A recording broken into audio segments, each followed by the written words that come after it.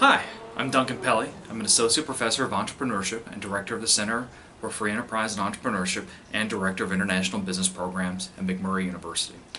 And so the title of this paper is Sadism in Foreign Lands, the Burn Pit Atrocity. I'm going to tell you just before I even get into the paper itself why I wrote this paper. The idea for this paper came about 3 years ago. And I'd read an article that was upsetting to me in the popular press. There was a gentleman named Brian Alvarado. He was a sergeant in the United States Marine Corps. And he and several other former service members and their surviving family members tried to engage in a class action lawsuit against a major military contractor for deliberately exposing them to burn pits. And I'll tell you what burn pits are in just a second. And this was a lawsuit that was thrown out. A federal judge threw it out. He said that contractors were not to blame for this. And I think what was so upsetting is that this Brian Alvarado and I are roughly the same age. We deployed to Iraq at roughly the same time. I was also exposed to burn pits, although my health issues are relatively minor compared to his. You see, Brian Alvarado was previously 5'9", weighing close to 150 pounds, a healthy young man, and now he barely tips the scale at 116 pounds. He is covered in rashes. His medical file consists of an alphabet soup of conditions. Some are diagnosable and others are not. He has a tracheotomy, so he can no longer speak. He's lost all of his strength, and he ingests food through a tube that's directly connected to his stomach. This man's life has been permanently ruined by these burn pits. And so the point of this paper is twofold. One, to speak for those who do not have a voice, victims of not what people in the military sign up to do, to fight, serve, and possibly die for their country, but those who have been deliberately exposed to toxins of the burn pits. And so that's the first reason that I wrote this paper. And as I started writing and I started thinking, well, maybe that federal judge is onto something. Maybe it's not the contractors that are totally responsible for what happened in the burn pits. Maybe it's also members of the United States military who are also responsible for this. And so I wanted to tell that story, because if you look at the literature, there's very little written about burn pits from a perspective of people actually experiencing. There's a lot about medical and scientific literature, but very little from a human, first-person, boots-on-the-ground type of perspective. So now that hopefully I've gotten you interested in what I'm going to talk about, let me give you a little bit of a roadmap of the things we'll be discussing for the next 15 to 20 minutes. I'm going to introduce my theoretical framework. I have blended ideas of sadism, and I don't mean sadomasochism, I mean the true ideas of Marquis de Sade, and I've also used ideas from literature on heterotopias. We're going to explore the war zone as a heterotopia. I'm going to tell you a little bit about what a burn pit is, because I'm sure most of you are not really familiar with it. And then I'll break down I'll break down the methodology, and then I'll tell you about some of the vignettes, because I think the stories are very powerful, and I'll touch briefly on the theory. If you actually want to get more into the theory, you're free to read my paper. And then I hope if nothing else you'll find this presentation memorable and understand why research can also be a form of activism. So let's talk about Marquis de Sade first. You've probably heard of him, or you've certainly heard of the concept of sadism, or heard somebody called a sadist. Usually that's referring to things like sadomasochism, these kind of sexual practices. But Marquis de Sade's philosophy is much more than sexual gratification. It could actually be defined as a coherent system of ethics. The thing about de Sade is, yes, his writing could be considered in the pornographic genre, but his pornography was not all that original. But what is shocking and original is the series of justifications that go along with his sexual acts. I think that's important. It is a philosophy that is anti-liberal, anti-women, anti-democratic, and a-relational. It is a philosophy that relishes in inequality. De Sade always said that anything is enjoyable is permissible, because no one has the right to deter you from an orgasm. And we have to think about what this means.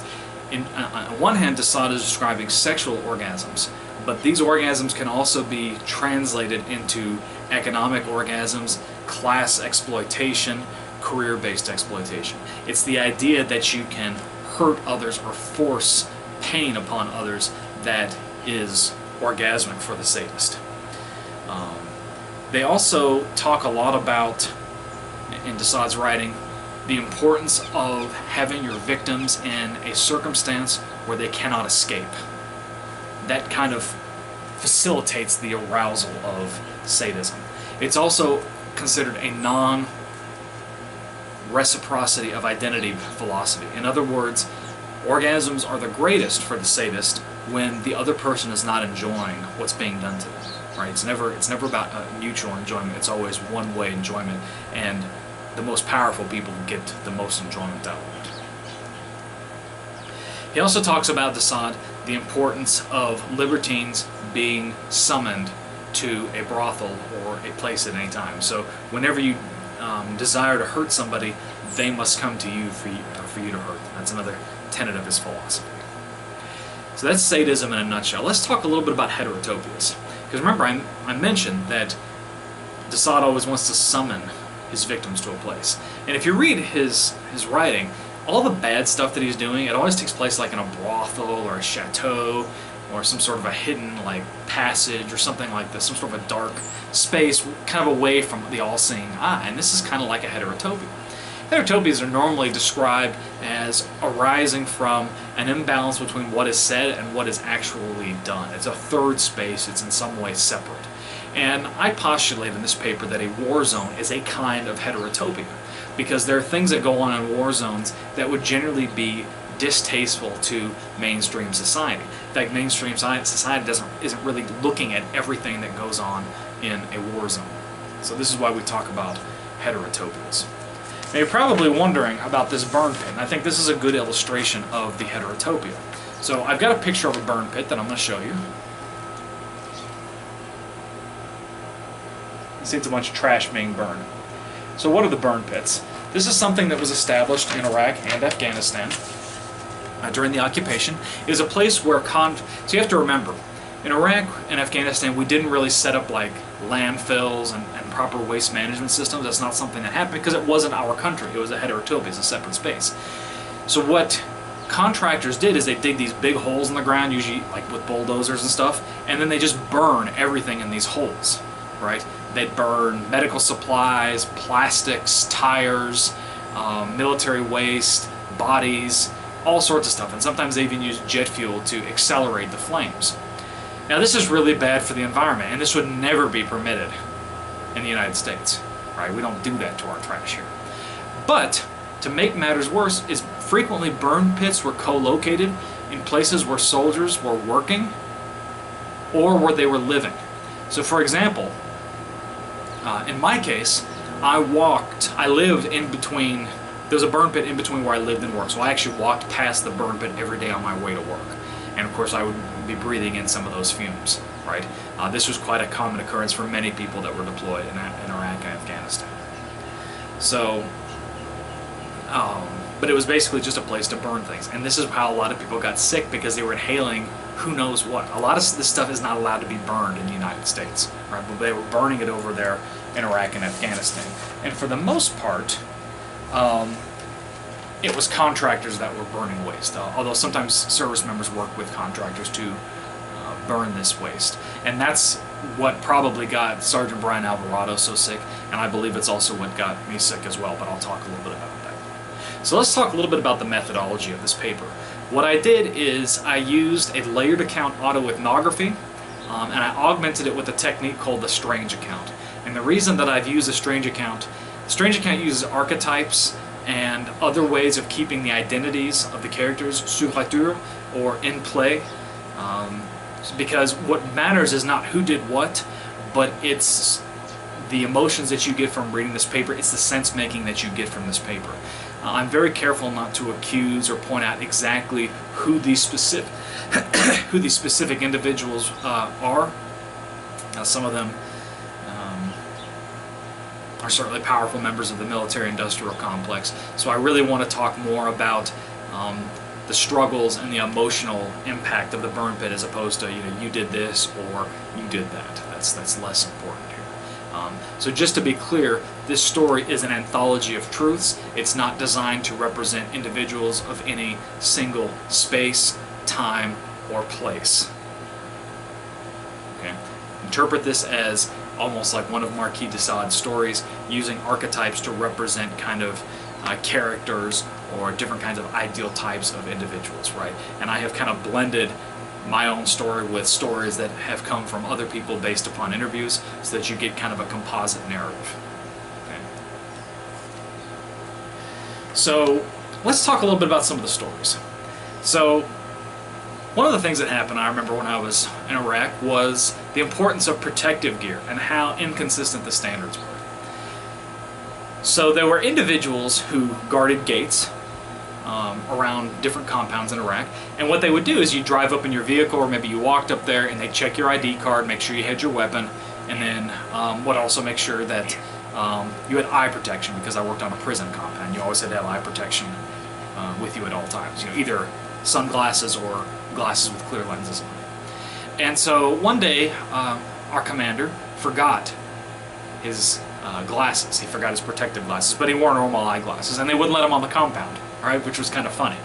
Fortunately, one of his aides had a spare pair of glasses, and they gave them to him. And so that boss was determined to make those gate guards suffer for what they did. So what kind of winds up happening, within a couple weeks, there's the burn pit burning, and these guys are standing on guard duty, 10 to 14 hours a day, and they start to feel a little sick, right? They're breathing in these weird fumes and stuff, so they start putting on like surgical masks, like you see in the coronavirus pandemic. Sometimes they put on gas masks, different things to try to keep like some of this stuff out of their lungs. And our boss, our commander, said, no, you are the face of the compound. You need to look like soldiers at all times. You will not be permitted to wear protective equipment while you are standing guard duty. Now, individuals who worked in the compound but not as guards, they were allowed to wear protective equipment. So it was almost kind of like a revenge motive, right? And so some people protested at a meeting, and the boss asked our unit surgeon, he said, so, Doc, are burn pits dangerous or not? And the doctor said, there's not exactly clear scientific evidence to say whether burn pits are or are not dangerous. And he said, great. I'm going to interpret that as they're not dangerous, and I will continue not to allow people to wear protective gear. So they were exposed to it. Now, fortunately, I worked in an air-conditioned office with an air filter and stuff, so I wasn't really exposed to the burn pit much other than walking back and forth. Until the boss decided that we would run a physical fitness test around the burn pit, because the diameter of the burn pit was, the circumference of the burn pit was roughly a mile. Okay, so what we were going to do is we're going to go to the burn pit while they were burning stuff. We were going to do 2 minutes of push-ups, 2 minutes of sit-ups, and we were going to run around the burn pit. And I thought this was wrong. I thought it was a really bad idea. And I pointed out at our weekly briefing, I told the boss, I said, hey, first of all, regulation says we don't have to do a physical fitness test while we're deployed. It's not a requirement, right? And second of all, isn't this burn pit thing a little dangerous? And so the boss started yelling at me, and I pointed out, I said, well, if you want us to take the physical fitness test, aren't you going to take it too? And that really made him angry, right? And he said, I want you and all of your junkies to be there for that physical fitness test, or you will pay the consequences. Of course, typical sadism, right? He named us junkies instead of referring to us as soldiers or anything else. And so what did we do?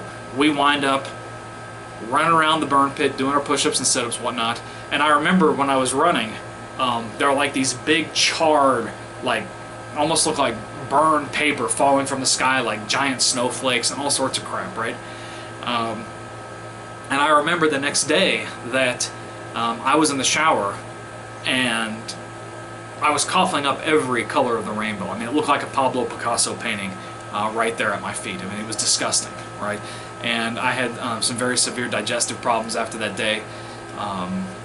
In addition, kind of even after my deployment, due to this exposure to the burn pit, I had like a gray sludge that would come out of my skin when I would shower. It'd be all over my washcloth and everything. That eventually, the gray sludge mostly went away within about 6 years. after my deployment, and the coughing, all the nasty colors for the most part went away within a couple of weeks. Although some people got pulverized glass, for example, as it the glass had evaporated, and then it recondensed into people's sinus passages, so they had like weird nosebleeds and other stuff. But we were actually forced to run around the burn pit. Another example of something that happened, many of you are probably vaguely aware of this, but if you have a complaint against any government employee, especially at the federal level, you as a voter, even if you don't vote, you're a constituent, as a taxpayer, I guess I should say, have the right to write to your congressional representative, or actually any elected official. You can write to the president, the vice president, senator, representative, whatever, and you can complain about whatever is occurring, and they are required to give you a response. And so a lot of people started writing to their elected officials complaining about the burn pit. And I'd get these packets together, and I'd have to write a memo for the boss, and he always put the same thing in the he always had the same thing in the memos, right? That the burn pit was not a hazard because he lived and worked next to the burn pit and he wasn't getting sick. And it's really silly to compare somebody sitting in an air-conditioned office with an air filter all day to somebody standing right next to a burn pit and working the entire day, right? This is crazy. And that was always like part of the reply. And you know, time after time, multiple elected officials did nothing about this occurrence. So there's a degree of inequality in the eyes of the law, I guess you could say. So then we also had an environmental engineer in our unit. She was somebody who had dropped out of a PhD program, I believe it was in biochemistry, and then became an environmental engineer in the Army, so she was smart. And she started putting monitors around to try to test exactly like what kinds of toxins were in the air and stuff like that. The monitors kept getting sabotaged, but eventually she had enough readings that she could, come up with some sort of a measurement. And she wrote to some people, kind of her higher-ups in environmental engineering. She said, I need to know, like, exactly what is the safe amount of exposure to these chemicals. And they wrote her back and they said it has been measured by a unpublished, non-peer-reviewed metric that we do not share with the public or with you. And she complained to her boss about this, and he ordered her not to share her findings with anyone in the unit because it would hurt morale, and not to share it with the Iraqis because it would cause an international shitstorm. Those were his exact words. So these are some of the kind of vignettes that you'll find in this paper. And let's talk about how this relates to sadism. Okay? So, first of all, with the protective gear, right? There's an element of sadistic restoring within an enclosed space with this protective gear, right? Our boss, our commander, was the overlord of Chateau Lacoste, or our little military base where we worked, right? He was able to make rules to suit his own liking, right? So, for example, he didn't have his eyeglasses, and so he was able to punish those who called him out for not following his own rules, because he was the overlord. And he even changed those rules. He said that normal eyeglasses were acceptable protection while on the compound. He was the only person in the unit that had normal eyeglasses, right?